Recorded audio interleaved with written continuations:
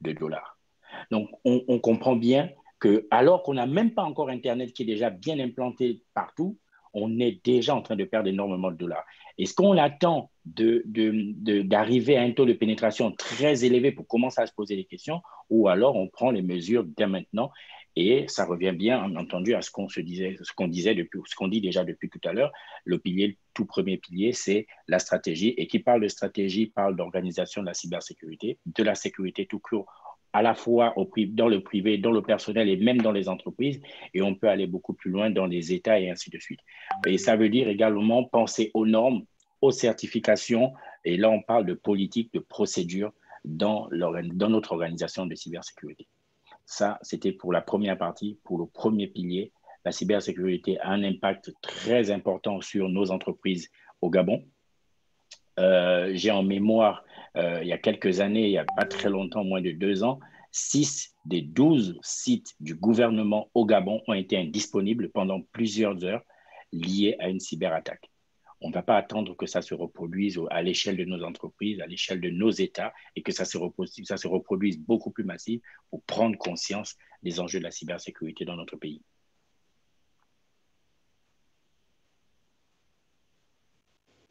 Je pense que nous pouvons passer à l'axe 2, parce que déjà, ça répond à une question que se posait l'un de nos inscrits, qui se demandait quels sont les chiffres au niveau du Gabon par rapport à la cyberattaque.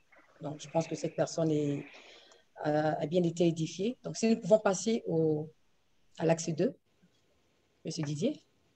Alors, l'axe 2, c'est l'axe le plus intéressant. C'est celui qui nous réunit, je pense, tous aujourd'hui ici, entre autres, hein, bien entendu. Et c'est celui qui intéresse beaucoup l'université virtuelle et que je remercie. J'en profite également pour remercier de nous avoir invités sur ce plateau. C'est l'axe humain.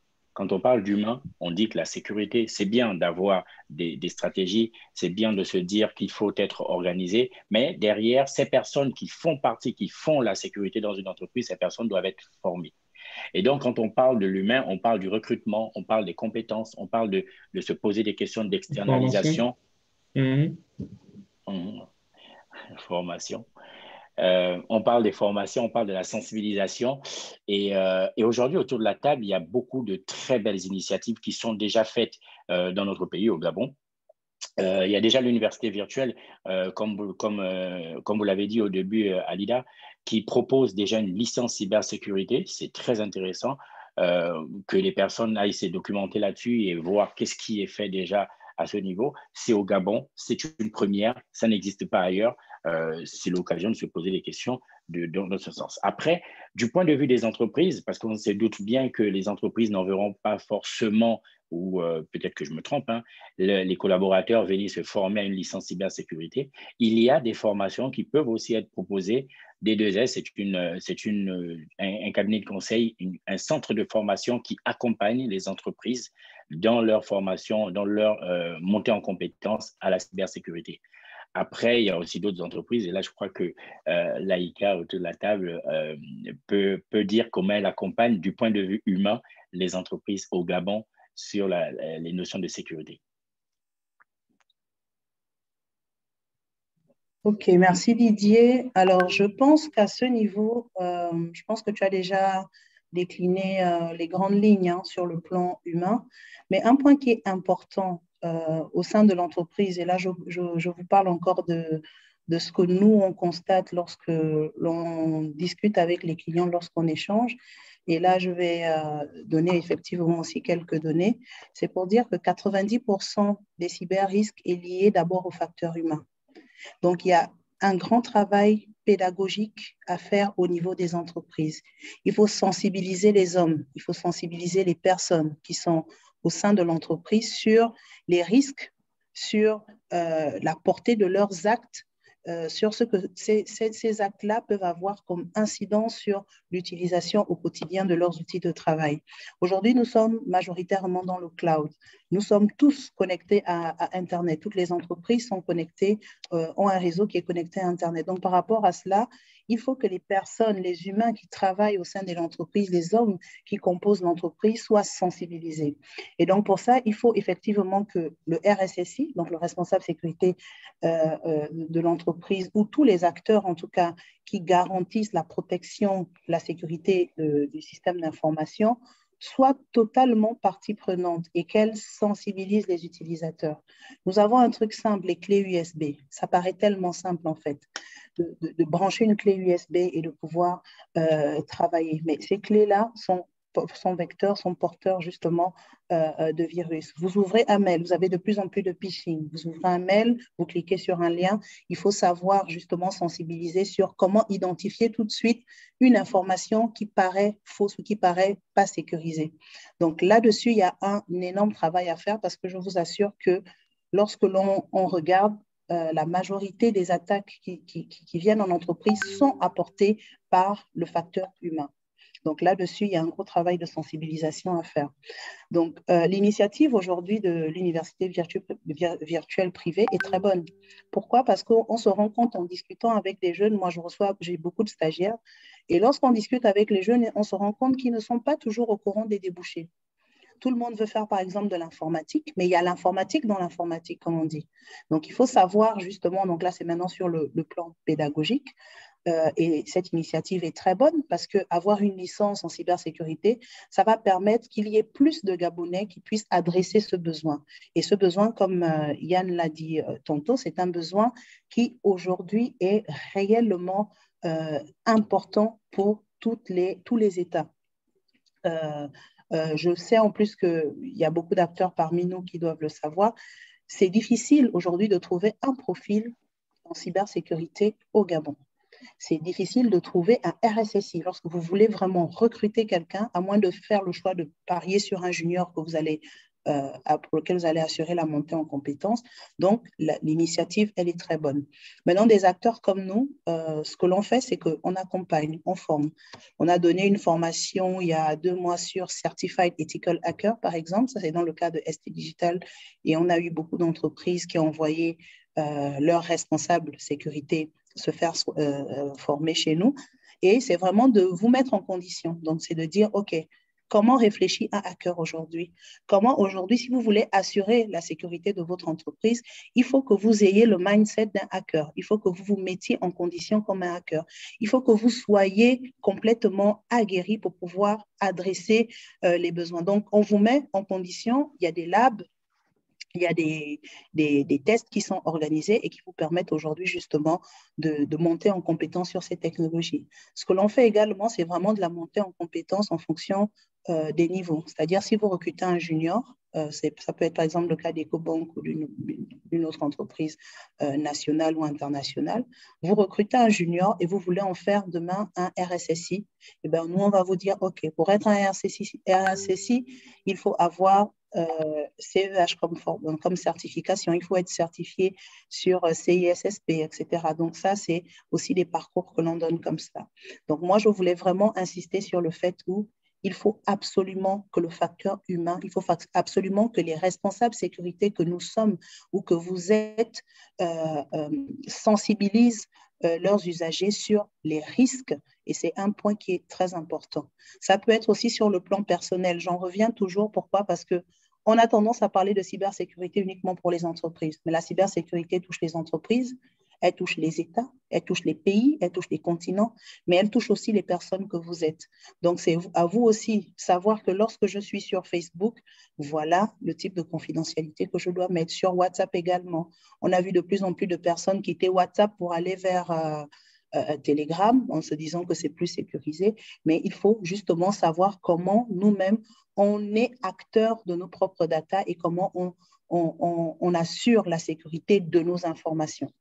Donc, voilà ce que je peux rajouter par rapport à cela. Yann, je te passe la parole si tu as autre chose à rajouter.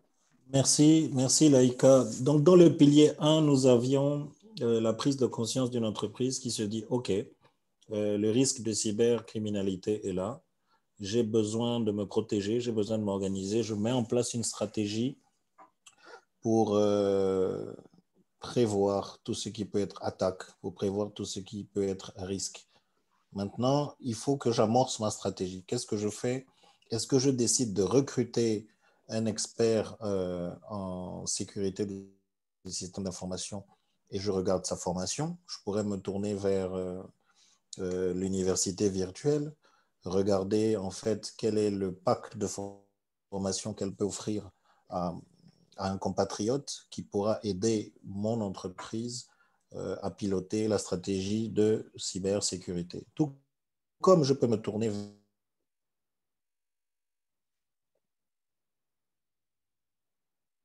vers un cabinet, une grande entreprise qui a toutes ces certifications pour pouvoir m'accompagner dans mon projet de stratégie de cybersécurité et j'externalise ce service. Donc, une entreprise a le choix d'aller entre l'hébergement donc en local des ressources qui vont piloter la partie cybersécurité ou externaliser le service. Ensuite, il y a un côté qui est vraiment très important. Il faut savoir que ce n'est pas parce que j'ai pris un RSSI dans mon entreprise que je suis protégé, parce que derrière, la cybersécurité, c'est tout un programme. Il y a différentes fonctions qu'il faut avoir pour pouvoir répondre de sa cyberstratégie. Nous parlions tout à l'heure de la partie SOC. Le SOC est juste toute une plateforme de surveillance de l'infrastructure et de l'architecture informatique. À quel moment je vais savoir que je suis attaqué? Eh bien, parce que le SOC aura détecté qu'il y a un ordinateur portable d'une adresse IP XXX qui tente de se connecter à mon firewall, donc à mon pare-feu. Et de là, le SOC pourra passer une alerte. Donc, vous voyez bien que seul le RSSI, communément appelé responsable de la sécurité du système d'information, ne pourra pas répondre de cette cybersécurité. Il a vraiment besoin d'autres fonctions dont l'entreprise, dans sa stratégie de cybersécurité, peut décider d'avoir en interne ou en externe. Et ici, dans ce webinaire, nous avons les deux aspects, donc l'université virtuelle qui peut former ou encore l'AICA qui représente ST Digital qui se positionne aujourd'hui en tant qu'expert dans ce domaine.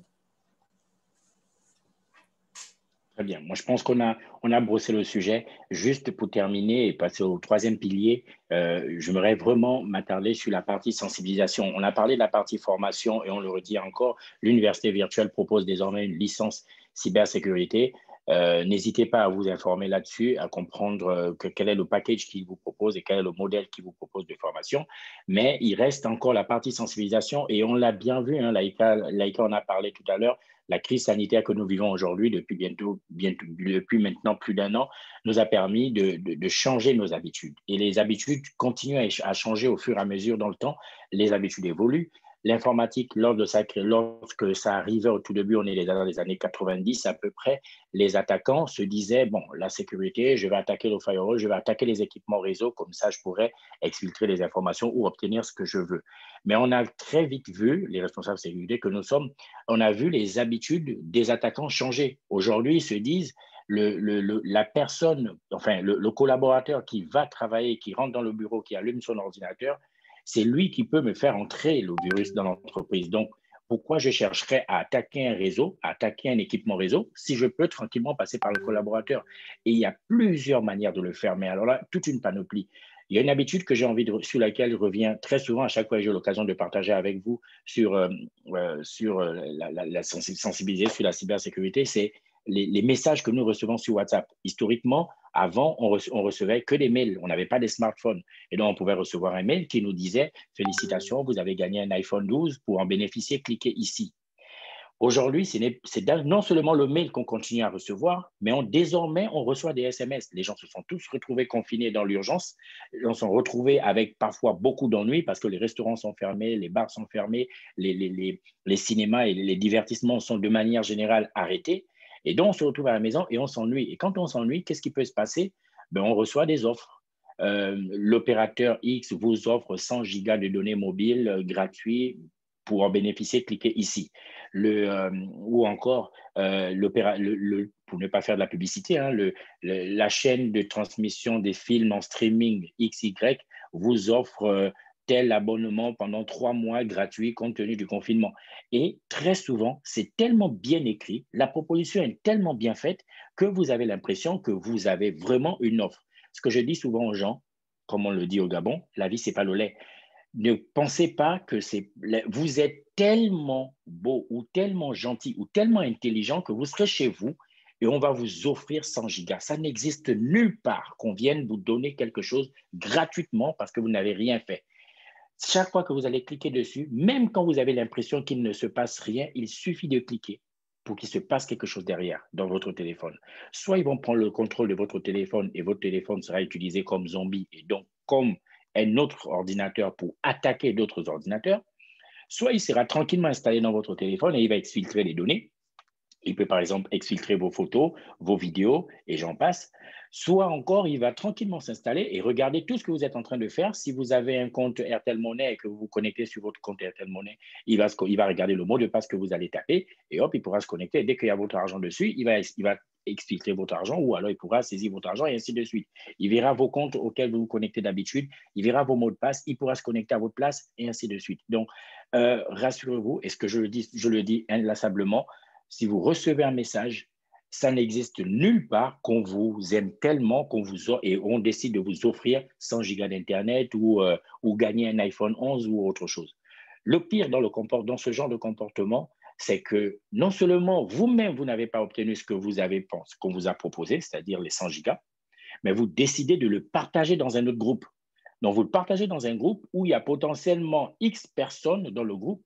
Et en fait, lorsque vous le partagez dans un groupe de 30 personnes, il y a au moins une personne qui va cliquer également sur le lien. Et vous avez non seulement exposé vous-même, et également un de vos semblables. Et là, on le parle de manière privée. C'est vous et vos personnels, vous et votre téléphone. Mais imaginez à l'échelle d'une entreprise. Imaginez que vous utilisiez l'ordinateur de votre entreprise quand vous êtes chez vous pour regarder un film en streaming et que vous cliquez sur un lien de ce type-là, l'ordinateur de votre entreprise se retrouve infecté, vous retournez au travail, vous posez l'ordinateur de votre entreprise, vous le connectez au réseau, le réseau de votre entreprise se retrouve infecté et les données sont infiltrées et ainsi de suite et une cyberattaque est arrivée. Donc, au-delà de la formation, certes, on vous apprend à connaître ce métier-là, mais il y a aussi la sensibilisation pour parler non seulement aux particuliers, que vous êtes ici aujourd'hui nombreux, mais également les responsables d'entreprise. Lorsqu'on a préparé ce webinaire, on a vu qu'il y avait autant de particuliers qu'à peu près des professionnels. Et donc, les professionnels qui sont présents avec nous, faites attention, véhiculer le message. La cybersécurité, j'ai pour habitude de le dire, ce n'est pas une notion qu'on partage une fois et on a l'impression que c'est passé. Il faut développer une vraie culture cyber. Et la culture cyber se développe en répétant les messages, en passant les messages, en prenant des cas d'usage et en explicitant aux personnes ce qui peut arriver si jamais on faisait une erreur.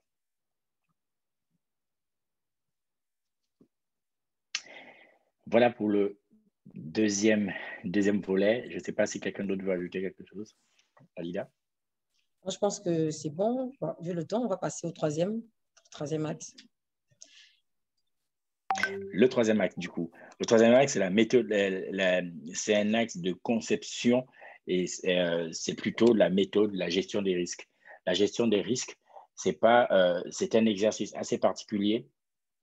Il est difficile aux particuliers aujourd'hui de leur dire comment est-ce qu'on fait la gestion du risque dans la vie de tous les jours, mais les professionnels ou alors les personnes du métier de la cybersécurité dans une entreprise doivent avoir une méthode précise pour gérer les risques. La première chose que je dis d'habitude aux gens, ce que je n'ai pas dit également au début, c'est que je suis responsable sécurité des systèmes d'information, donc je suis RSSI dans le secteur bancaire à l'étranger. Et en tant que RSSI, pour gérer mes risques, la première chose, c'est de mettre en place une cartographie de risques. C'est de connaître où sont ces risques, de connaître les risques inhérents à notre entreprise et également les impacts en mettant une cotation, en se disant, ce risque-là, s'il arrive, voici l'impact que j'aurai. Ça peut être l'impact image, ça peut être l'impact financier, ça peut être même l'impact, on a l'habitude de dire, il faut gérer donc image, financier, organisation, réglementaire et juridique. Donc, il faut à chaque fois se poser ces questions et se dire, si aujourd'hui, ce risque arrive à se produire dans l'entreprise, je perds quoi? Est-ce que je perdrai mon image? Est-ce que je perdrai de l'argent? Parce qu'on ne perd pas que de l'argent à chaque fois. une mauvaise publicité de votre entreprise peut avoir un impact et donc potentiellement perdre des clients.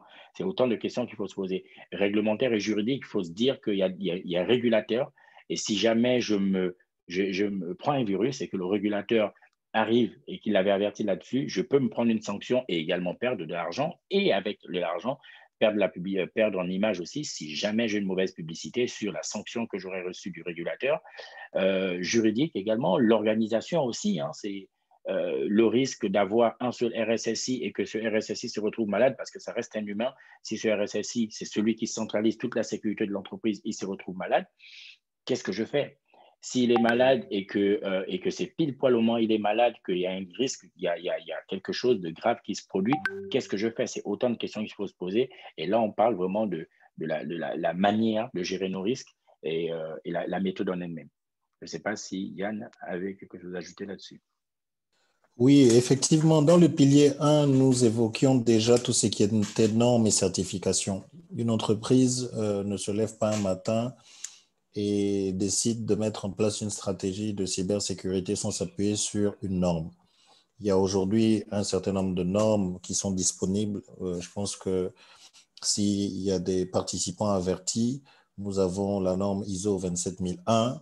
Nous avons maintenant, elle a évolué, la norme 27002 ISO qui permet justement d'encadrer tout ce qui est stratégie de la sécurité du système d'information. À côté de ces normes-là, s'accompagne une norme, donc la ISO 27005, par exemple, qui pilote tout ce qui est processus de gestion des risques. Vous allez bien vous imaginer qu'un supermarché n'a pas le même niveau de risque qu'une banque. Un éleveur qui œuvre dans tout ce qui est poussins, poules ou porcs n'a pas le même niveau de criticité qu'une entreprise qui traite des données personnelles, à l'exemple de banques encore ou des télécoms. Donc, tous ces éléments-là vont être en fait compilés dans tout le processus de gestion de risque et on va regarder la partie impact. C'est sur la base des impacts qu'on va pouvoir dimensionner en fait toute notre stratégie de gestion des risques, qu'on va pouvoir anticiper les risques, pouvoir fournir des solutions, mettre en place des outils qui vont nous permettre d'atténuer les impacts, afin de pouvoir répondre à la question est-ce qu'aujourd'hui je peux dire que je suis protégé? Donc, en fait, c'est vraiment un pilier qui est très critique. C'est ce pilier-là, justement, qui va piloter toute cette stratégie de cyberprotection et qui va permettre à l'entreprise de se protéger. Il y a une question clé, sinon un postulat dans le domaine de la cybersécurité. On n'est plus au stade de se demander est-ce que je serai attaqué? Nous sommes plutôt à nous demander quand est-ce que je serai attaqué? Donc, ça peut arriver. Et ce qui est particulier dans le domaine de la cybersécurité, c'est le côté nous-mêmes, nous les êtres humains, nous les particuliers, nous les usagers. Moi, je suis aujourd'hui employé d'EcoBank. Mais Yann, à côté d'être employé d'EcoBank, est un utilisateur du système d'information. J'ai 2 smartphones, j'ai Telegram, j'ai WhatsApp, j'ai Gmail, j'ai tout ça. Et je peux me faire choper dans chacun de ces outils. Donc, il y a le cybercomportement. Comment je me comporte quand je suis connecté sur Internet? Eh bien, pour ça, il y a des bonnes pratiques qui sont toutes simples. On a souvent parlé de la gestion de mots de passe. Nous avons encore là des participants, peut-être dans ce call, qui ont pour mot de passe 1, 2, 3, 4, 5. Nous avons des outils qui arrivent à intégrer un dictionnaire et qui déploient le dictionnaire en moins d'1 minute. Donc, tous les mots qui sont dans le dictionnaire, tout ce qui est série de chiffres, de lettres, des mots de passe non complexes sont en moins d'1 minute, comment dirais-je, devinés vulnérables.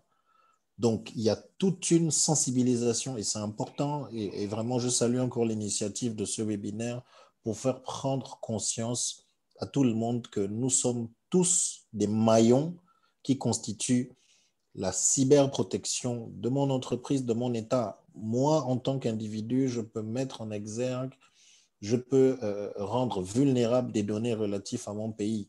Si je reçois des données gouvernementales et que je les partage sur WhatsApp dans un groupe où on est 300 au-dessus du Gabon, quelqu'un de mal intentionné, et je vous dis, il y en a toujours. Quand on sort du baromètre de la cybersécurité pour 2020, mais on constate que parfois des acteurs du cybercrime sont nos collègues, des personnes que nous fréquentons tous les jours. Donc, quand on met en place en fait notre stratégie de cyberprotection, quand on fait notre analyse de risque, le risque humain est là.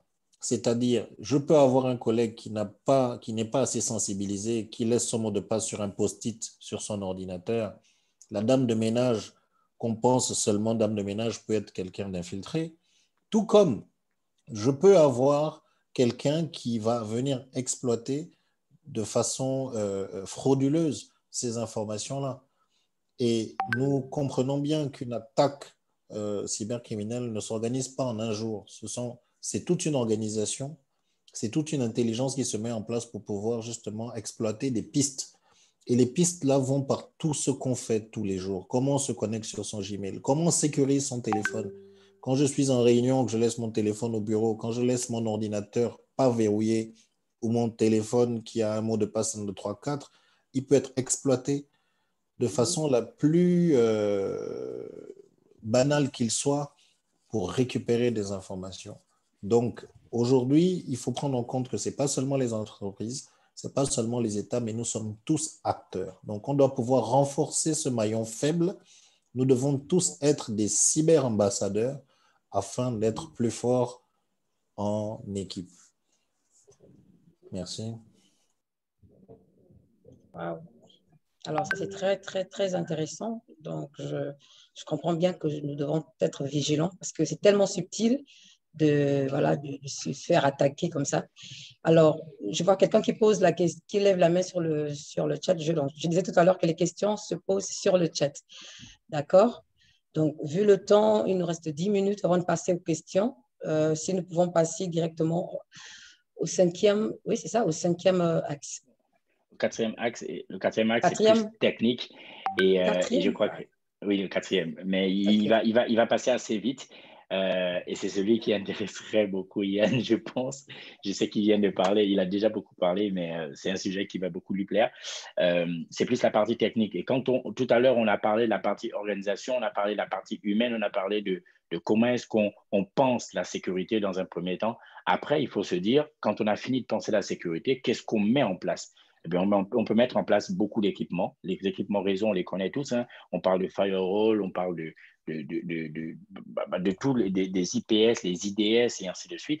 Je ne vais pas tous les citer ici. Par contre, la sécurité, avant de la mettre en pratique, on imagine d'abord, et ça peut passer par une architecture même de notre réseau, en imaginant que l'architecture déjà en elle-même peut freiner la progression d'une cyberattaque si jamais elle a lieu.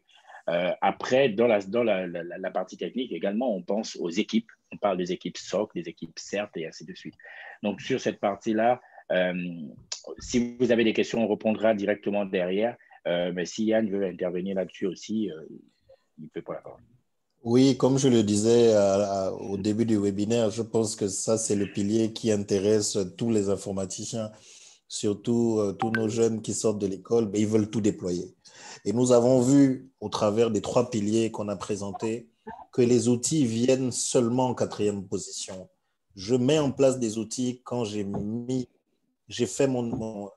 en place mon processus de gestion de risque, quand j'ai pu déterminer le référentiel de mon entreprise, et bien là, je mets en place des outils. Il ne faut pas penser que parce que j'ai un firewall, le dernier firewall Cisco, ASA, parce que j'ai le dernier antivirus McAfee ou ATP de Microsoft, que j'ai un SIM de McAfee, que j'ai un NAC de Cisco, que je suis super protégé. Parce que nous avons vu qu'on peut avoir tout ça.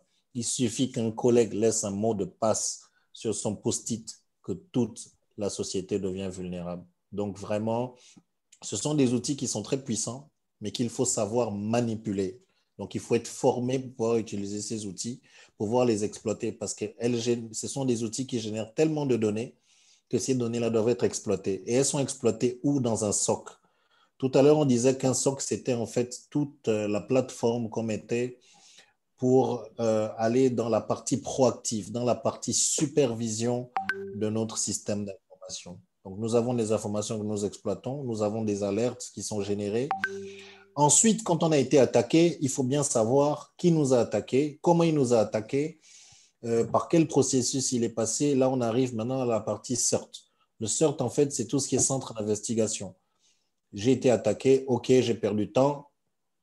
Je mets en place tout ce qui est investigation pour pouvoir déterminer sur quoi j'ai failli, comment j'ai pu être vulnérable, etc. Mais avant ça, il y a même un côté très important, c'est le côté reprise d'activité, dont on ne parle pas toujours. J'ai été attaqué, comment je fais pour revenir sur les services que je vends soit à ma clientèle, soit en interne. Donc, il doit aussi avoir un plan de résilience, tout ce qu'on appelle plan de continuité d'activité ou plan de reprise d'activité, que des entreprises qui vendent des services critiques doivent pouvoir mettre en place. Et ça, cette disponibilité-là est encadrée par la régulation. Dans le secteur bancaire, par exemple, la COBAC impose d'avoir un plan de continuité d'activité validé par le conseil d'administration et par les actionnaires. J'ai été attaqué ou j'ai tel service critique qui a été impacté, en combien de temps je reprends mes activités, en combien de temps je m'ouvre à la clientèle, mais aussi l'obligation de communication. Ça, c'est très important. Je dois pouvoir communiquer à ma clientèle que nous avons été attaqués à telle date, tel type de données ont été impactées et voici comment nous mettons en œuvre notre plan de reprise d'activité. Nous sommes en crise. Et comment on sort de la crise. Et alors après, là, on arrive sur la partie dont on parlait tout à l'heure, la partie investigation. Parce que si on ne sait pas de quoi on a été attaqué, ben, on reste toujours vulnérable et la porte ouverte encore à des attaques plus critiques. Donc, les outils que nous avons, tout ce qui est antivirus, tout ce qui est firewall, des outils de protection de notre périmètre, tout ce qui est NAC, outils de protection physique des ports, tout ce qui est SIEM. SIEM, c'est tout ce qui est supervision de nos services. Est-ce que nos bases de données travaillent plus que d'habitude? Est-ce que nos bases de données sont dupliquées? Est-ce qu'on a des injections dans nos bases? Voici en fait toute la partie outils. Mais la partie outils ne représente qu'un maillon et parfois un maillon infime de notre stratégie de cyberprotection. Très bien. Il nous reste 10 minutes, comme moins de 10 minutes, je pense, maintenant. 10 minutes, ouais. On va passer sur le dernier axe et on va prendre les questions parce que j'ai vu qu'il y en a plusieurs, des questions. Le dernier axe, c'est plutôt législatif, c'est plus le cadre juridique, la régulation. Yann a commencé à aborder ça tout à l'heure en parlant de la COBAC qui régule le secteur bancaire. Mais je pense que dans tous les secteurs au Gabon, il y a un régulateur et qui impose d'avoir un dispositif de sécurité. Et le cadre juridique, également, au Gabon, on a un établissement qui permet de centraliser les informations sur la partie cybersécurité. Sauf erreur de ma part, Yann, vous me confirmez, est-ce que c'est bien ce que fait l'NTI? Non? Je vois que Laïka est très enthousiaste. Je pense qu'elle va plonger. Oui. Non, je disais c'est l'ANA. L'ANEF, voilà, c'est le mot que je cherchais. Exactement. Ouais. Entre autres, au Gabon, l'ANEF régule justement une partie de la sécurité et c'est sur l'ANEF c'est sur les recommandations de l'ANEF qu'on devrait s'appuyer pour parler de sécurité. Il y a une réglementation également africaine sur la protection des données à laquelle le Gabon n'a pas encore ratifié. Par contre, au Gabon, on a une réglementation sur la protection des données personnelles qui est publiée. Il faut en prendre connaissance, il faut savoir ce qu'il y a dedans pour pouvoir se rendre compte qu'on a une obligation en tant que responsable d'entreprise, en tant qu'acteur d'une entreprise, de protéger les données à la fois de nos collaborateurs, mais aussi de nos clients et surtout d'ailleurs de nos clients parce que ce sont les clients qui nous permettent de faire du chiffre et donc de protéger les données de nos clients. Voilà ce qu'on peut dire sur le 5e axe de la législation, qui est la législation.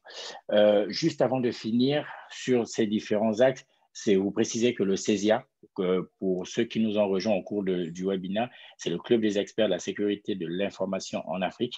On est un club qui réunit les responsables de la sécurité des systèmes d'information et les directeurs des systèmes d'information des entreprises en Afrique.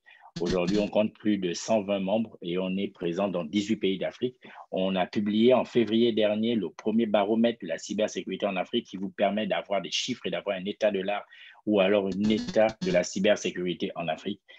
Il est présent il est téléchargeable gratuitement sur notre site internet. N'hésitez pas à aller le prendre. Et à l'intérieur, il y a beaucoup plus détaillé. On retrouve les 5 axes qu'on a identifiés ici et les recommandations de CESIA justement pour les entreprises. On avait identifié 4 actions prioritaires à mettre en œuvre. Et la première action, justement, c'est le 3e axe dont on a parlé tout à l'heure, c'est d'identifier nos risques, de les coter et de savoir quel est l'impact en termes de disponibilité, intégrité, confidentialité, et aussi d'y faugir donc l'image, le financier, l'organisation, le juridique, le réglementaire. C'est autant de questions qu'il faut se poser. Et notre baromètre, la cybersécurité, en parle beaucoup plus en détail. Alida, on a fini sur les 5 axes. Ouais, on est arrivé à pile pour les 21h pile. OK, donc nous avons 30 minutes pour répondre aux questions qui nous ont été posées déjà au préalable. Donc, je pense que vous avez déjà répondu à certaines, donc on va quand même prendre quelques-unes. Donc, il y a cette première question, la cybersécurité dépend-elle de la puissance d'un logiciel? Voilà.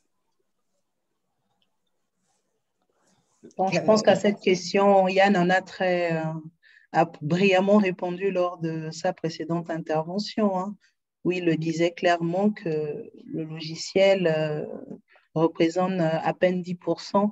Parce que je lisais, par exemple, ce matin sur Le Point, que la page LinkedIn du commandant, je crois, de l'armée militaire aux États-Unis a été piratée. Mais en fait, il est en télétravail. Et donc, c'est son bébé qui est passé derrière et qui a écrit, qui a joué avec le clavier. Donc, vous voyez que c'est pour dire que tout est permissif aujourd'hui.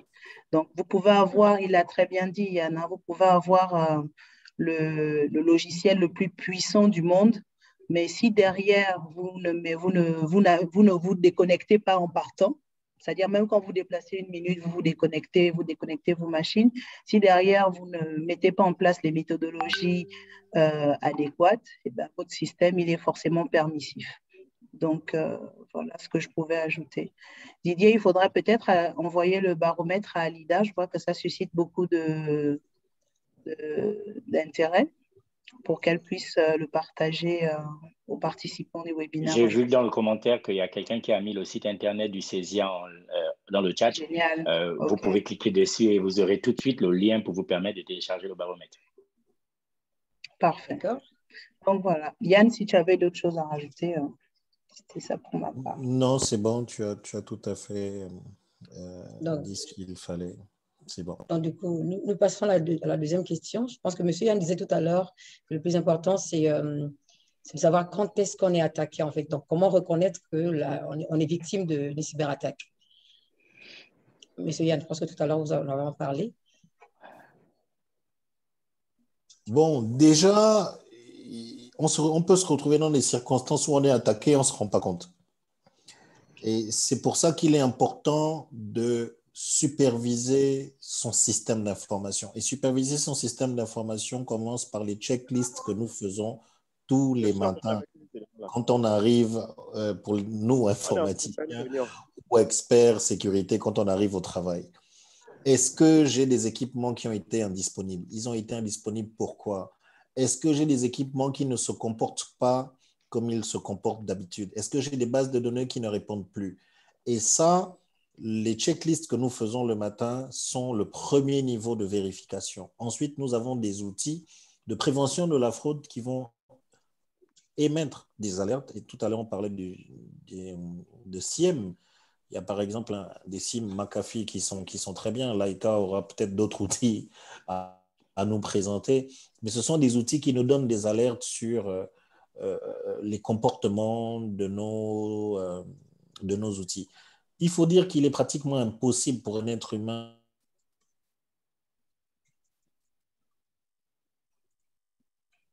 de log. C'est ce qu'on appelait SIEM, qui en fait vont nous donner des informations importantes sur est-ce que notre système d'information répond comme il faut. Voilà. Alors, juste pour rebondir sur cette question, comment savoir qu'on est attaqué? Il n'y a pas de formule magique.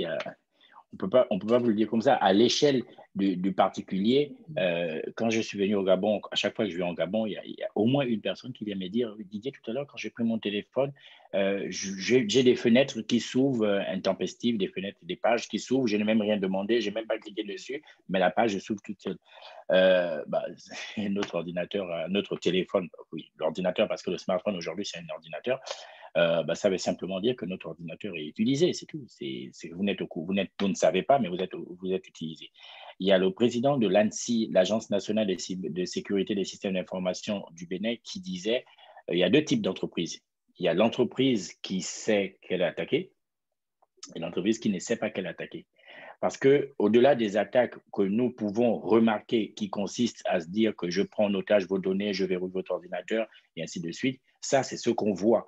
Mais l'attaque d'espionnage, par exemple, qui est très souvent utilisée d'un État à un autre pour pouvoir surveiller un État et pouvoir avoir des informations le plus possible, ça, on ne pourra jamais savoir. Enfin, on ne pourra jamais savoir. Il y a moyen de savoir, mais encore une fois, il faut avoir des compétences très poussées. Il faut avoir des experts qui seront autour de la table pour pouvoir identifier ce genre d'attaque, soit par des équipements, soit en sachant utiliser ces équipements et remonter ces informations-là. Donc, il y a des trucs, il y a des attaques que vous ne pourrez jamais savoir parce que vous n'êtes pas au courant.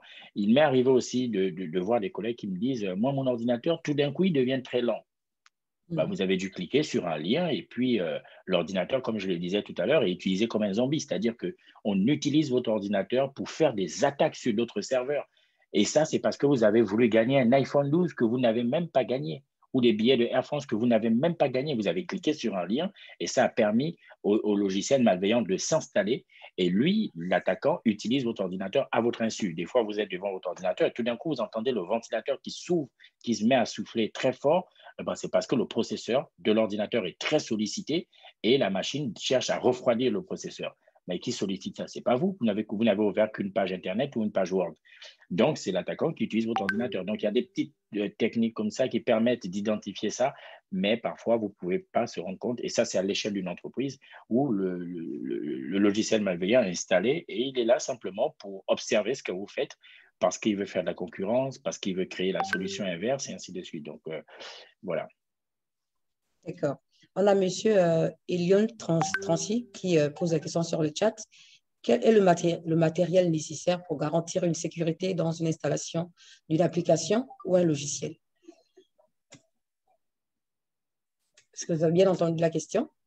Moi, j'ai bien compris la question et j'ai une réponse très simple. Après, si un de mes collègues veut intervenir, je laisserai. Télécharger des applications sur les App Store officiels. C'est la règle de base. Si vous allez sur Internet pour télécharger une application, la personne qui va la mettre là-bas, vous n'êtes au courant de rien du tout. Par contre, quand c'est sur l'App Store officiel, on a au moins le niveau de garantie que nous apporte le constructeur du téléphone ou alors Google quand on est sur App Store ou App Store de iPhone et ainsi de suite. Donc, il y a au moins ce niveau de sécurité que le constructeur met déjà à notre niveau. Donc, télécharger que des applications officielles. D'accord. OK. Et il y a, je crois, monsieur Grégory qui demande comment se débarrasser d'un logiciel malveillant déjà utilisé.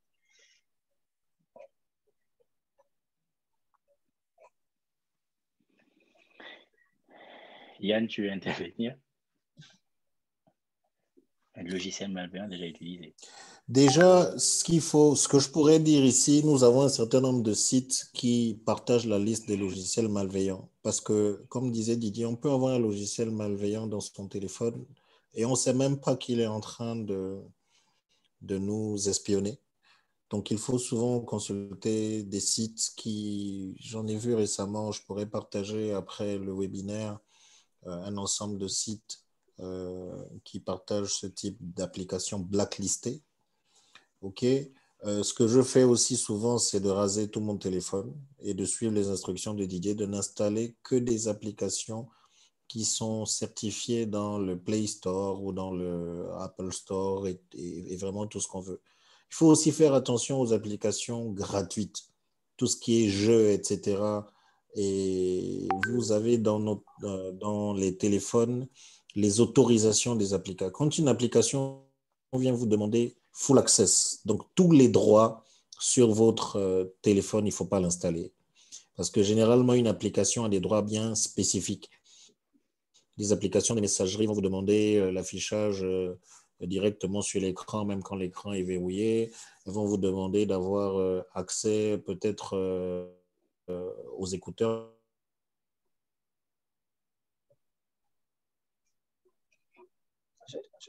ou à vos messages, devient très, très suspect. Donc, il faut bien regarder, il ne faut pas cliquer next, next à chaque fois. Il faut bien regarder le niveau d'autorisation que l'application demande. Donc, c'est très important. Par rapport à la partie particulière, il y a aussi des sensibilisations, donc des gags qui sont parfois sur Internet qui vous montrent comment se comporter face aux applications ou sur l'Internet en général. Là aussi, au CESIA, on pourra vous partager pas mal de ressources qui pourront vous aider dans ce sens. Ok, merci. Du coup, il y a cette question-là. Quels sont les protocoles réseau les plus vulnérables et les secteurs les plus touchés au Gabon en termes de cyberattaques? Ben, j'ai envie de plonger. Oui, oui, Il faut, oui. il faut dire que nous avons quelque chose de très particulier. Nous avons souvent honte de dire qu'on a été attaqué. Or, c'est très mauvais.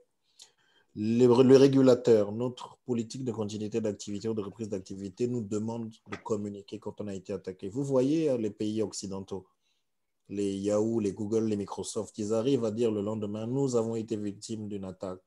Nous avons tout mis en œuvre et aujourd'hui, nous pouvons vous garantir que nous avons activé nos plans de protection et nous sommes safe, nous sommes protégés.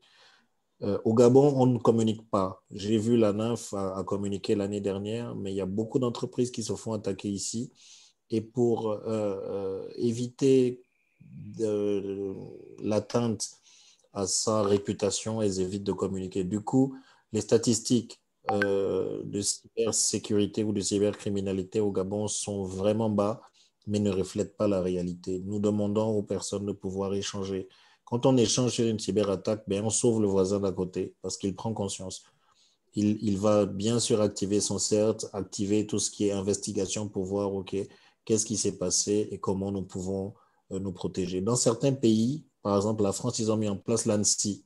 L'ANSSI est bien sûr un organe de contrôle qui challenge toutes ces entreprises et qui mène des investigations, qui arrive à mettre en place les failles identifiées dans les entreprises ou les attaques pour relever le système de protection. Et ça, c'est important que nous commencions à penser dans ce sens et c'est vraiment le cadre du CESIA.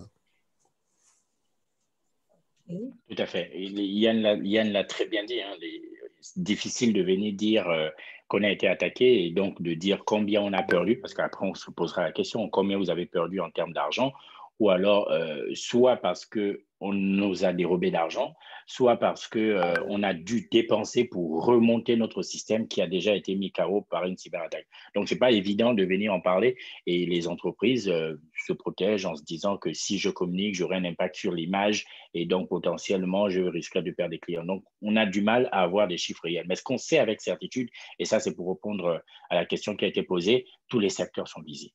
Les attaquants aujourd'hui ne se reposent pas, ils travaillent, c'est un boulot pour eux, c'est d'attaquer autant qu'ils peuvent et donc ils ne choisissent pas où ils attaquent. On a vu en France ici, ils attaquent même les hôpitaux.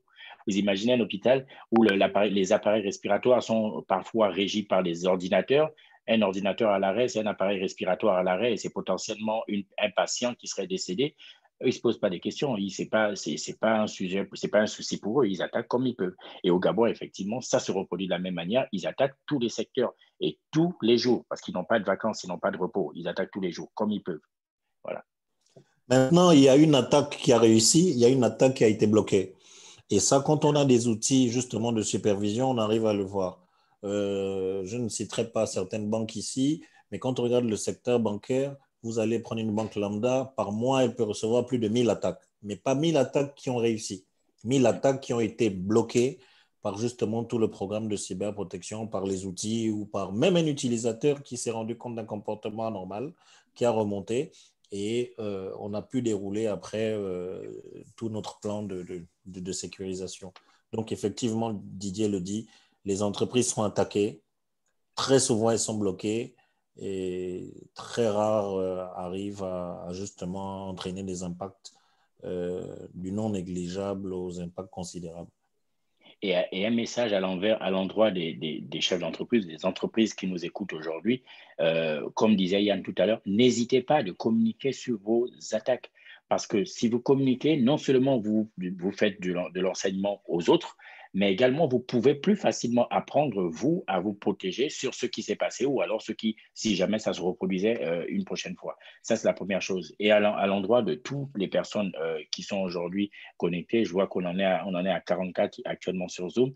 La sécurité, Yann aussi l'a dit tout à l'heure, c'est une affaire de tous. Ce n'est pas le responsable sécurité qui devrait faire la sécurité, c'est tout le monde. Si vous avez un comportement suspect sur vos ordinateurs, sur vos téléphones ou quoi que ce soit, surtout à l'échelle d'une entreprise, vous exposez énormément nos entreprises. Et le sujet d'aujourd'hui, c'est justement les impacts et les enjeux de la cybersécurité dans les entreprises. Communiquer.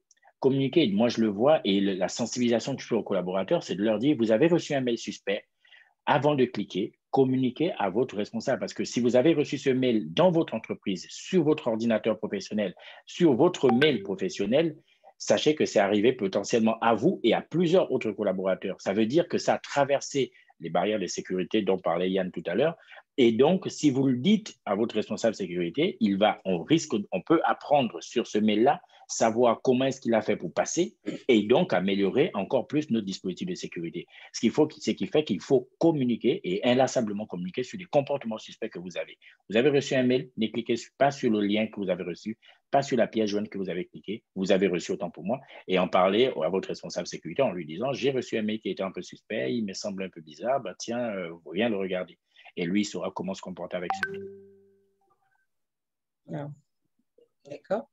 Il y a une question en fait sur la cybercriminalité. Donc, y a-t-il une différence entre la cybersécurité et la cybercriminalité?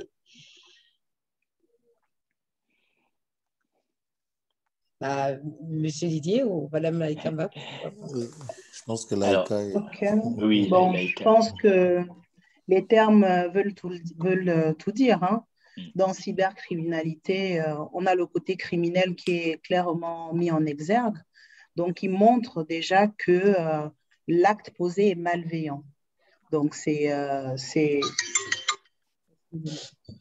déjà une action qui est posée pour nuire, donc qui est posée pour justement soutirer des informations, faire du mal, si on peut dire ça comme ça, et avec un côté forcément nuisible pour l'entreprise. Donc la cybersécurité, son rôle justement, c'est de pouvoir se prémunir de la cybercriminalité. Parce que comme le disaient Didier et Yann tout à l'heure, vous avez des attaques. On peut vous observer pendant 1 mois, 2 mois, 3 mois, sans vous montrer clairement que nous sommes là, le temps de récolter le maximum d'informations, le temps de pouvoir justement vous nuire au maximum. Donc la cybercriminalité, c'est justement cette doctrine qui touche à l'informatique, à l'Internet, à la sécurité, mais pour pouvoir attaquer une entreprise et lui causer du tort. Donc les deux, j'ai envie de dire, il y a le méchant et le gentil. Alors, c'est effectivement ce que dit Laïka. Il ne faut pas se perdre avec le mot cyber qui est mis, le mot cyber qui est mis juste avant. Qui ramène à Internet. Qui ramène simplement à Internet. Enlevez cyber et vous allez voir sécurité et criminalité. De la même manière que la criminalité dans la rue, parce qu'on peut se faire agresser et en mourir, eh ben, c'est la même chose. À l'échelle d'une entreprise, attaquer une entreprise par un virus ou quoi que ce soit et faire tomber l'entreprise perd son action et perd ses actions et disparaît parce qu'elle ne peut plus se relever, c'est de la criminalité.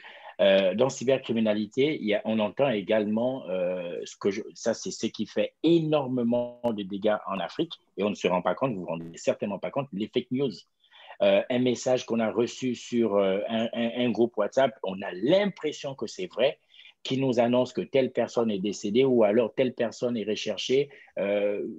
Si vous avez reçu ce message, merci de le partager dans tous les groupes. Vous recevez le message et vous décidez de le partager dans tous les groupes parce que vous avez joué à votre côté, parce que ça a marqué votre sensibilité et vous décidez de vous dire « Ah ben tiens, c'est vrai, peut-être que la personne est décédée ou peut-être que la personne a disparu, je vais partager dans un groupe, on va retrouver cette personne-là. » Et si jamais ce n'était pas vrai? Et si jamais vous n'avez pas vérifié l'information et vous décidez de l'envoyer dans un groupe. Et si jamais c'était une mauvaise publicité à cette personne-là et que la personne se retrouvait en mal parce qu'on a communiqué sur la personne en disant qu'elle était… J'en ai vu, hein, je prends cet exemple-là exprès parce que j'en ai vu des photos qui circulaient en disant ces 3 filles sont des prostituées. Et ça retombait dans des groupes WhatsApp et ainsi de suite. Je me suis dit, mais imaginez une seule seconde que c'est la sœur de quelqu'un et pour de vrai, elles ne le sont pas. Qu'est-ce qu'on se dirait? Ça, c'est de la cybercriminalité et c'est préjudiciable dans la vie de tous les jours. De la même manière que c'est préjudiciable dans la vie de tous les jours, ça peut être préjudiciable aussi sur l'espace cyber parce que vous aurez colporté une information qui ne serait pas vraie et vous pouvez être poursuivi pour ça. Donc, je viens justement de poster une ordonnance qui porte Oui, réglementation de la cybercriminalité et de la lutte contre la cybercriminalité en République gabonaise. Vous allez pouvoir voir que le Gabon a déjà réfléchi et mis en place un cadre juridique qui sanctionne justement tous ces actes. C'est un document de 18 pages qu'il faudra prendre le temps de lire. Et vous allez voir qu'on a des amendes qui montent jusqu'à 100 millions et 10 ans d'emprisonnement pour toutes les personnes qui se seront manifestées comme cybercriminels. Donc, c'est vraiment encadré, c'est suivi. Et le deuxième lien que j'ai posé, lui, il est relatif à la loi sur la protection des données à caractère personnel en République gabonaise. Donc, qui encadre aussi ces éléments-là. Et là, c'est valable non seulement sur le territoire gabonais, c'est valable pour tous les Gabonais à l'étranger, c'est valable pour tous les étrangers qui ont résidence au Gabon. Donc, vous pouvez voir que pas mal de référentiels sont pris en compte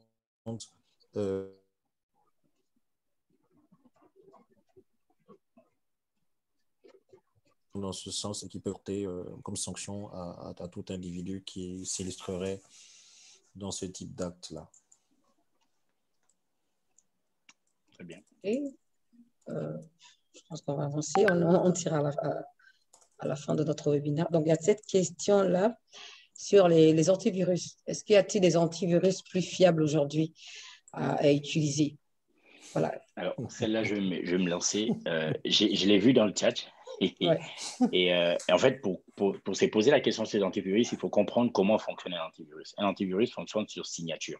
C'est-à-dire qu'on lui donne une base de données de tous les virus qui existent. On lui dit, bah, c'est en fait comme notre système immunitaire. Quand il a déjà vu une maladie, il crée des anticorps et les anticorps savent réagir si jamais il voit ce virus arriver. Il se dira, bah, tiens, ce sont ceux-là qui doivent aller attaquer la maladie pour pouvoir nous protéger. Et bien, l'antivirus fonctionne pareil.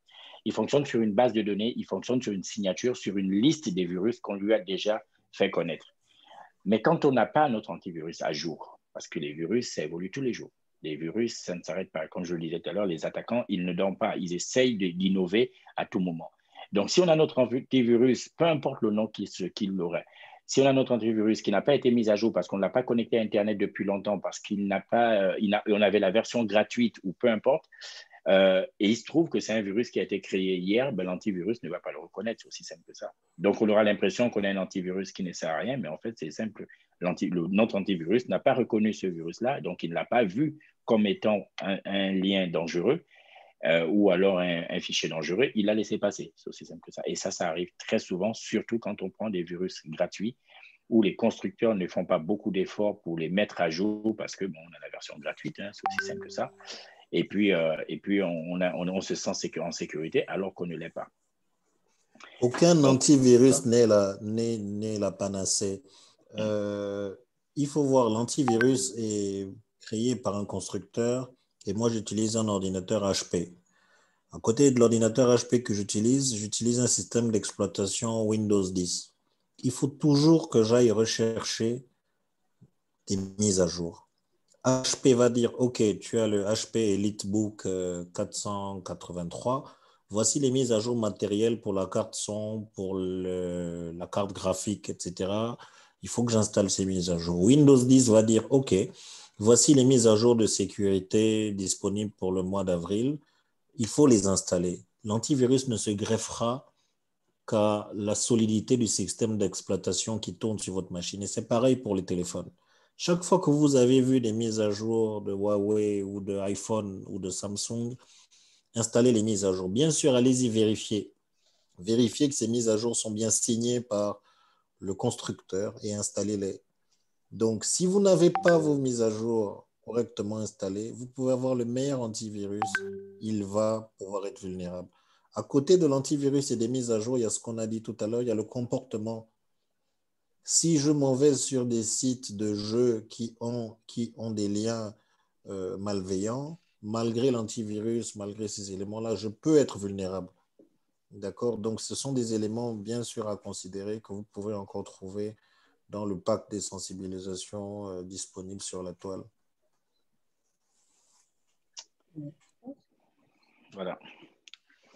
Donc, il y a quelqu'un qui pose une question, je pense que c'est Seri, monsieur Seri ou madame Seri, je ne sais pas. Donc, la question dit, au Gabon, à part les banques, quel est vraiment l'intérêt mis en exergue par les entreprises sur la cybersécurité?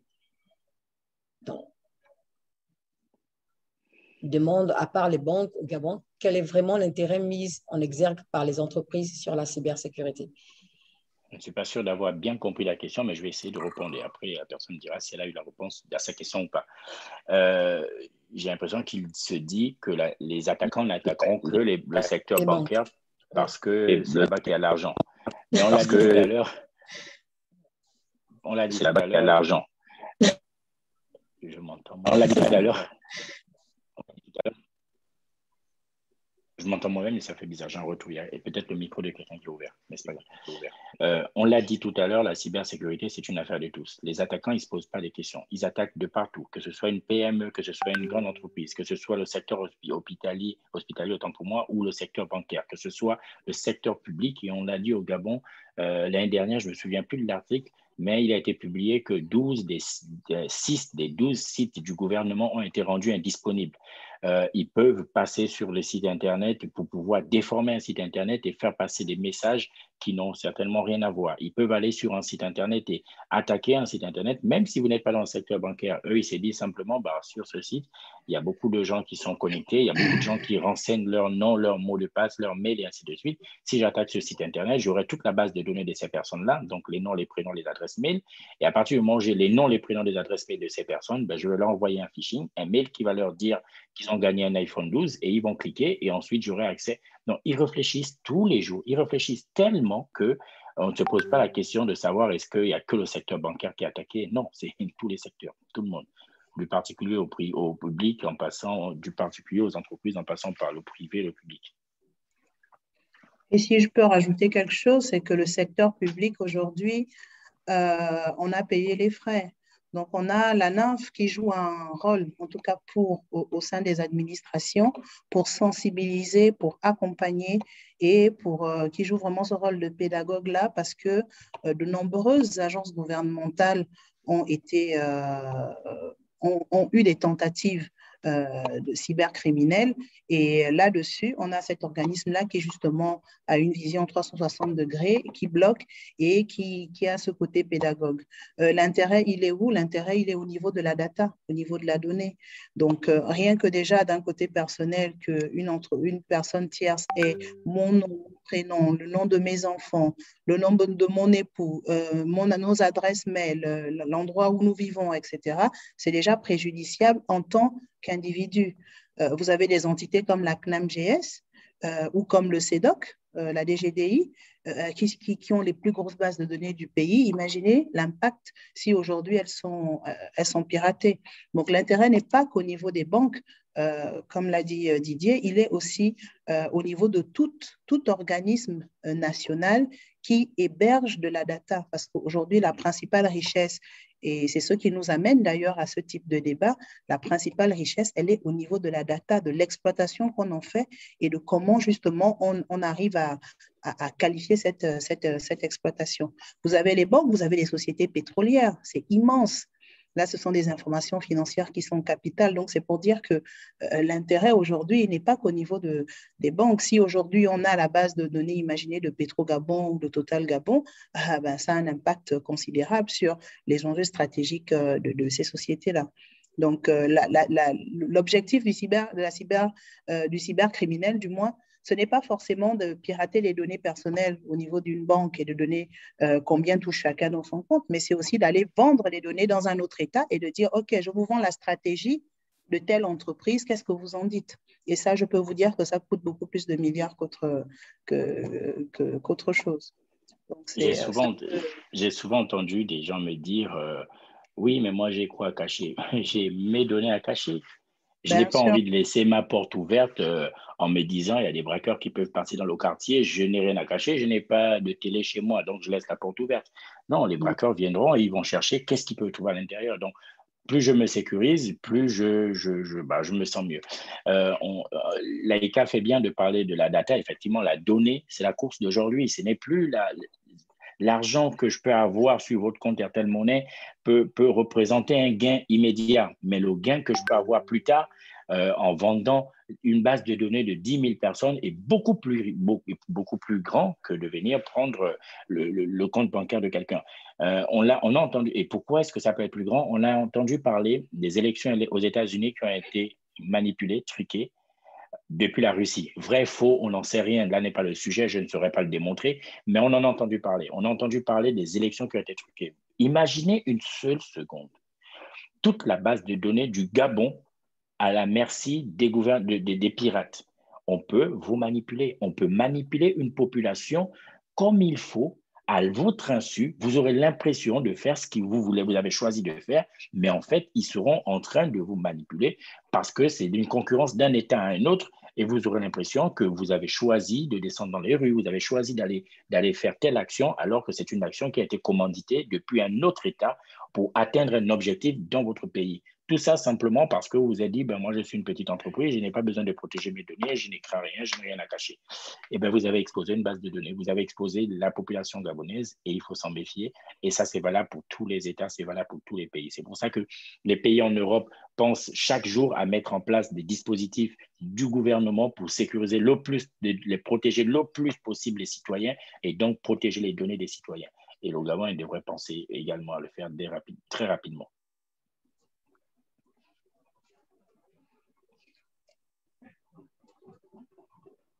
Désolée, mon micro était éteint.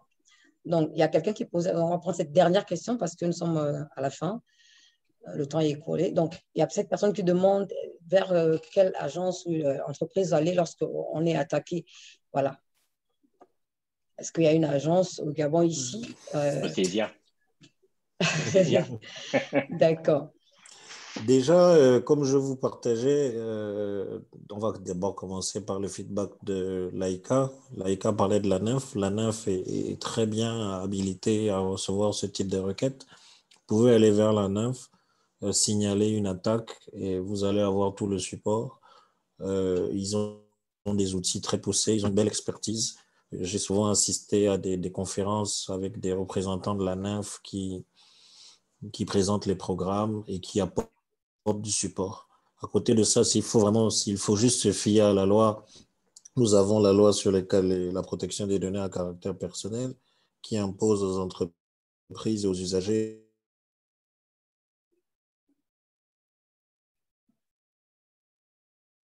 attaqués d'aller pouvoir dénoncer l'attaque ou le mauvais traitement de leurs données à cette commission-là. Maintenant, ce qui se fait derrière, je ne sais pas trop. Pour la NINF, on peut s'avancer parce qu'on a vu la NINF déployer des plans de protection et de reprise d'activité. Donc, pour l'instant, on peut dire la NINF est indiquée. Maintenant, il y a l'initiative privée et je pense Didier souriait, mais le CESIA est là. Vous avez dans le CESIA des Gabonais. Vous avez aussi d'autres nationalités, des experts pointus africains qui veillent au grain, qui font tout ce qui est veille technologique, qui sont vraiment avertis et qui peuvent accompagner les entreprises de façon privée sur cet aspect-là. Ok, merci. Il y a M. Arsène qui lève la main. Désolé, on ne pourra pas prendre votre question en live. Donc, nous sommes arrivés au terme de cet échange, de ce webinaire. Vraiment, du merci à nos orateurs de ce soir qui nous ont vraiment enrichis sur cette thématique. Alors, donc, si vous avez un mot de fin comme ça à donner à nos participants qui nous écoutent ce soir, chers orateurs, est-ce que vous avez un mot de fin à donner à ceux qui nous écoutent ce soir?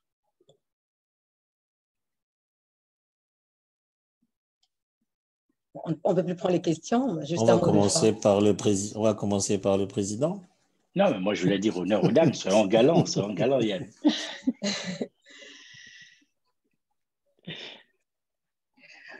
Alors, la galanterie, quand on veut se déliner, c'est très bien. Alors, ben, moi, je salue cette initiative. J'ai pris beaucoup de plaisir à échanger ce soir avec vous.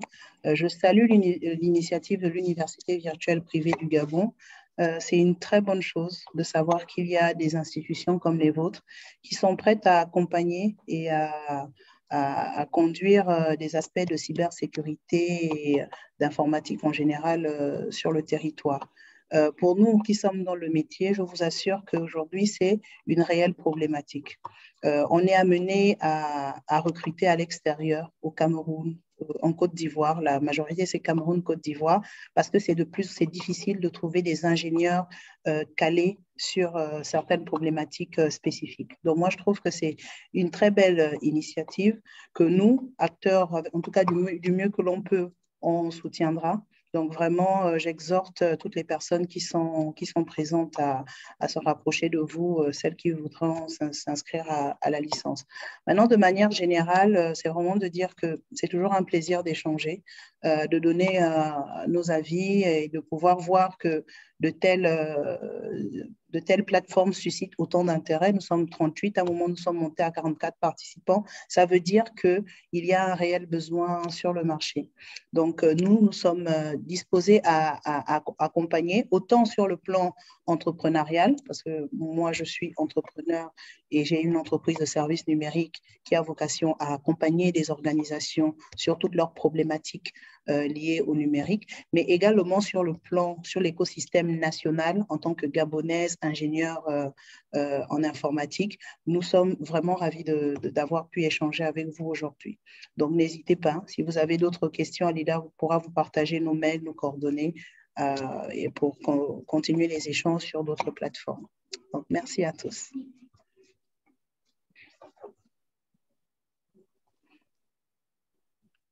Oui, je passe la parole au président. OK.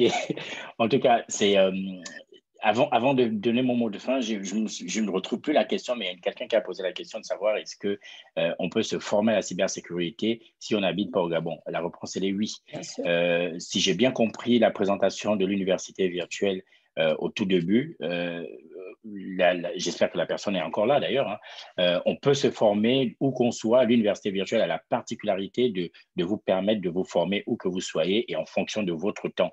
Donc, si vous avez la journée un boulot et l'après-midi, le soir, vous êtes beaucoup plus libre la nuit et vous ne pouvez pas vous déplacer parce qu'il y a le couvre-feu, ainsi de suite, vous pourrez simplement vous former depuis chez vous. Donc, la réponse est oui, vous pouvez vous former à la cybersécurité. Et le mot de fin, du coup, je tiens à remercier l'université virtuelle. Je sais que Laïka l'a dit et je pense que Yann le dirait également, mais je pense que c'est parce qu'on le pense sincèrement. Merci pour cette invitation pour partager sur la cybersécurité au Gabon. Merci également à l'initiative de l'université virtuelle que je connais maintenant depuis quelques années. J'ai rencontré son directeur général, Yann Mako, quand j'ai été au Gabon l'été dernier. Et j'avais eu l'occasion de lui dire en présentiel que son initiative était très belle et que c'était quelque chose qui permettrait de répondre à une vraie problématique au Gabon, celle de pouvoir être formé à tout moment et à tout endroit. La licence cybersécurité de l'université virtuelle qui est désormais disponible.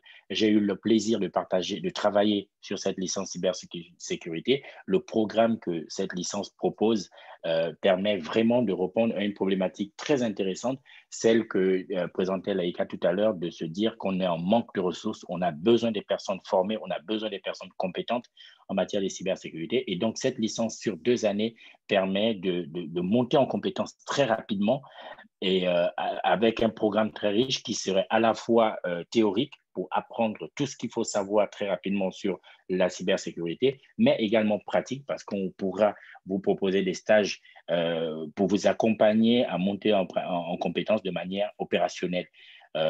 Et comme je l'ai dit tout à l'heure, j'ai eu à travailler sur ce programme-là, sur cette licence cybersécurité que je trouve très intéressant et je pense que ça pourra vraiment être d'un très, très grand secours pour le Gabon et même pour plusieurs autres pays, nos très chers voisins de l'Afrique. Ça, c'était pour la partie université virtuelle. Et enfin, je l'ai dit et je le répète, je suis président du CESIA. C'est le club des experts de la sécurité de l'information. Et donc, c'est d'ailleurs au nom du CESIA que j'ai participé au programme de la licence cybersécurité. Le CESIA est un club qui réunit les responsables sécurité, les directeurs des systèmes d'information. Non seulement on a des travaux entre nous pour échanger, pour partager nos retours d'expérience, pour comprendre, pour essayer d'apprendre rapidement de ce que font les cybercriminels, mais on est aussi disposé, comme l'a dit Yann tout à l'heure, pour accompagner les entreprises, pour accompagner les particuliers, à la fois sur nos retours d'expérience, mais également sur des retours enfin, sur des livrables pour aider les entreprises à se préserver le plus possible des cybercriminels.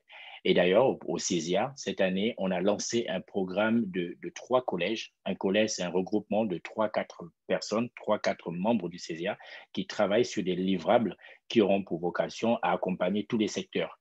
On a un livrable qui est un livre blanc à destination des dirigeants des chefs d'entreprise pour qu'ils prennent conscience de la cybersécurité dans un langage très ouvert, parce que le responsable d'entreprise, ce n'est pas quelqu'un qui veut forcément comprendre très techniquement comment est la cybersécurité. Donc, dans un langage très simple, mais qui comprenne quels sont les enjeux de son entreprise et quelles sont les attentes de sa part en tant que responsable d'entreprise. Ensuite, on a un autre collège qui travaille sur une bande dessinée qui sera à destination de tous les citoyens africains, une bande dessinée africaine sur la cybersécurité pour comprendre la cybersécurité de manière très simple et savoir comment se protéger des cyberattaques les plus fréquentes. Et le troisième et dernier collège, c'est un kit de sensibilisation à destination des entreprises africaines pour pouvoir sensibiliser efficacement et déployer une vraie culture cyber dans des entreprises pour se protéger. La cybersécurité, c'est une affaire de tous. C'est tous ensemble qu'on pourra se sentir de plus en plus protégés. Et c'est ce que nous avons comme devise au CESIA. Et la grosse ambition que nous avons, c'est d'accompagner les acteurs africains dans tous les secteurs. Merci encore une fois à l'Université virtuelle. Merci à Lida et merci à Yann. Merci Yann Velembia d'avoir partagé ce plateau avec moi. Merci Laïka également. Ça fut un vrai plaisir. Et puis, c'est mon mot de la fin. Monsieur Yann, vous imaginez bien que l'exercice est difficile après Laïka et après Didier. Mais je vais juste rentrer dans le même moule. Hein. C'est vraiment remercier l'université virtuelle qui a vraiment été au taquet, qui a suivi son projet, qui nous a relancé, qui nous a vraiment motivés, qui nous a fait trouver du temps. Mais le temps est important. Et par l'enthousiasme qu'on voit dans le chat, nous pensons que nous avons atteint les objectifs. Nous restons disponibles même après ce webinaire. Il faut intégrer quelque chose, c'est que l'œuvre est grande, mais il y a peu d'ouvriers. Il n'y aura jamais assez d'experts en cybersécurité. Il ne faut pas se dire parce que je ne suis pas diplômé, parce que je n'ai pas la formation qu'ont les autres à Harvard ou à l'ANSI, que je ne peux pas œuvrer pour la cybersécurité. Nous avons dit tout à l'heure que l'être humain, donc le simple employé, le simple usager que nous sommes, peut avoir un apport considérable. Donc, tournez-vous vers l'université virtuelle, tournez-vous vers le CESIA, tournez-vous vers ST Digital, vers la NAF, vous allez avoir des informations. La veille technologique aussi est importante. On va sur Internet pour Facebook, pour WhatsApp, pour Telegram, mais il y a beaucoup d'autres choses que nous pouvons apprendre sur YouTube, sur d'autres sites. Donc, il faut qu'on veille au grain, qu'on garde nos lanternes allumées et qu'on développe à chaque fois nos aptitudes pour pouvoir œuvrer pour une meilleure cyberprotection. Merci et bonne soirée à vous. Merci à tous. Alors, chers participants, vous l'avez bien entendu, la demande est tellement forte au niveau du Gabon, ce serait dommage que l'on continue à chercher la main-d'œuvre à l'étranger alors qu'on peut bien l'avoir au Gabon, chez nous. Donc, merci encore d'avoir participé. À toutes les personnes qui ont participé, merci d'avoir répondu présent à cet appel. Et comme on le disait tout à l'heure, monsieur Didier Silva le disait, directeur de la CESIA, la formation cybersécurité, elle est bel et bien au Gabon. sur la plateforme de l'Université virtuelle privée du Gabon. Donc, où que vous soyez, vous pouvez vous faire former en cybersécurité. Donc, la licence, elle est là. Et donc, j'annonçais déjà que le jeudi 22 avril, voilà, 22 avril 2021, nous avons un prochain webinaire pour toutes les personnes qui veulent se faire former et qui veulent en savoir un peu plus sur la formation. Donc, nous avons vos contacts, vos mails, nous vous enverrons des mails de rappel le moment venu. Donc, merci encore à vous d'avoir participé. Et on n'a pas pu répondre à toutes les questions malheureusement, mais on verra avec nos orateurs comment répondre aux autres questions et vous les envoyer. Donc, merci encore à vous et à très bientôt. Merci aux orateurs de nous avoir édifiés sur cette thématique ce soir. Merci. Alors, merci Alida. Merci au revoir et bonne soirée à tous. Au revoir. Au revoir. Au revoir.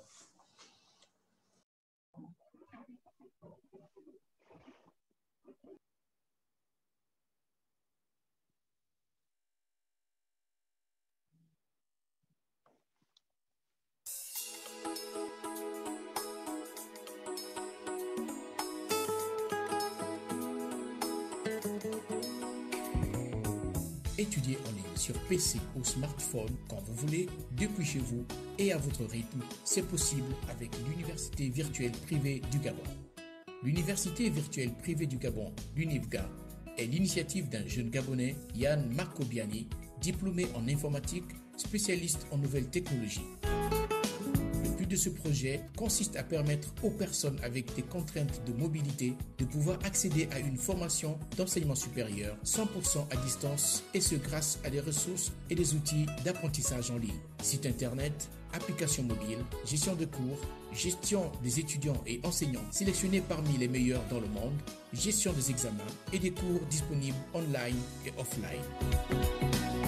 Et depuis le 16 août 2019, l'Université virtuelle privée du Gabon a intégré le CINVIU, Comstech Inter-Islamic Network on Virtual Universities, qui est le comité du réseau inter-islamique sur les universités virtuelles. L'UNIVGA a été représenté par son fondateur lors de la deuxième assemblée générale tenue du 6 au 8 octobre 2019 à Téhéran, en Iran. Membre accrédité par Lincoln University College, LUC, l'une des plus grandes universités en Malaisie, approuvé par le ministère de l'Enseignement supérieur de la Malaisie et l'agence malaisienne Accréditation MQA National Accreditation Board. L'UNIVGA collabore avec plusieurs autres universités virtuelles en Afrique, dont celles de la Côte d'Ivoire, du Mali, du Burkina Faso, du Tchad, de la Tunisie, du Sénégal et bien d'autres. En somme, l'UNIVGA, c'est plus de 350 universités accréditées dans le monde, réparties à travers plus d'une quinzaine de partenaires. Plusieurs accords de partenariat obtenus avec des prestigieux organismes et institutions universitaires en Afrique et dans le monde, offrant des opportunités d'études en ligne ou à l'étranger à de nombreux étudiants africains et gabonais en particulier. La particularité de l'UNIVGA se résume d'une part par sa mission: rendre l'apprentissage plus accessible à tous, peu importe le lieu de résidence dans le monde.